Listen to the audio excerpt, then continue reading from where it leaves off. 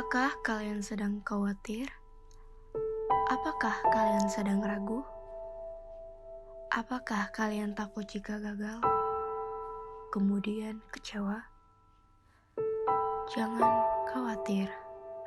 Semua orang pasti memiliki masalah dan struggle mereka masing-masing. Kita tidak bisa menilai permasalahan orang lain hanya dari yang kita lihat.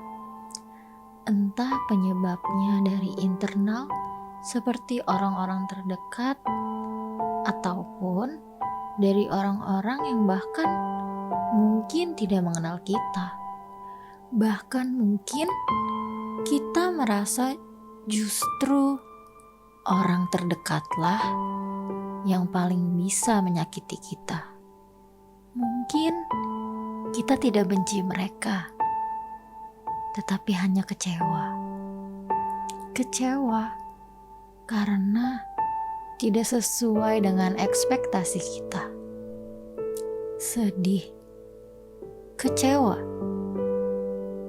Gak apa-apa, itu manusiawi. Tapi percayalah, life is only a cycle. Semua pasti ada masanya. Dan percayalah, semua pasti akan berubah. Hiduplah dalam Tuhan. Mazmur 32 ayat 8 mengatakan, Aku hendak mengajar dan menunjukkan kepadamu jalan yang harus kau tempuh.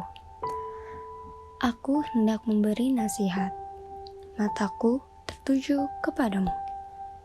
Mazmur 34 ayat 12 mengatakan, Marilah anak-anak, dengarkanlah aku.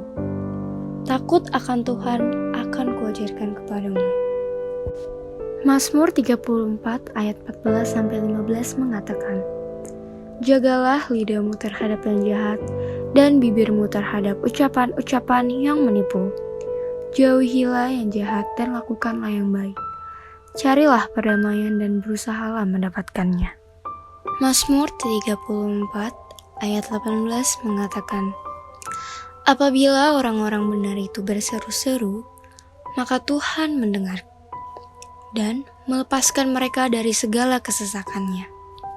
Mazmur 34 ayat 19 mengatakan, Tuhan itu dekat kepada orang-orang yang patah hati, dan Ia menyelamatkan orang-orang yang remuk jiwanya.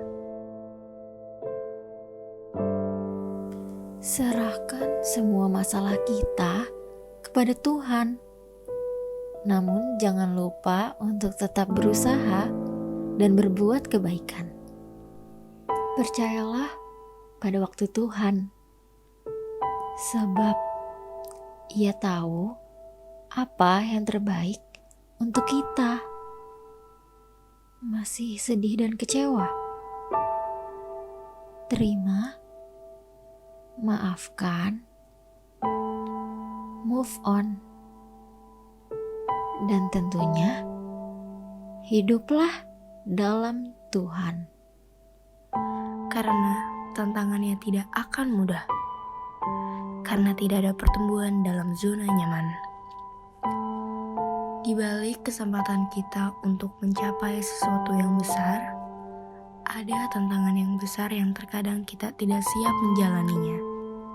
Semakin besar tujuan, semakin besar tantangannya. Tapi ingat, semua masalah dan tantangan yang kita alami, tidak kita alami sendirian. Melainkan, ada Tuhan yang senantiasa mendampingi kita. Berdoalah kepada Tuhan, meminta Tuhan untuk menyelidiki dan menuntun kita agar kita bisa menjadi pribadi yang lebih baik. Jangan hanya berdoa kepada Tuhan untuk mengubah situasi, tetapi juga isi hati kita.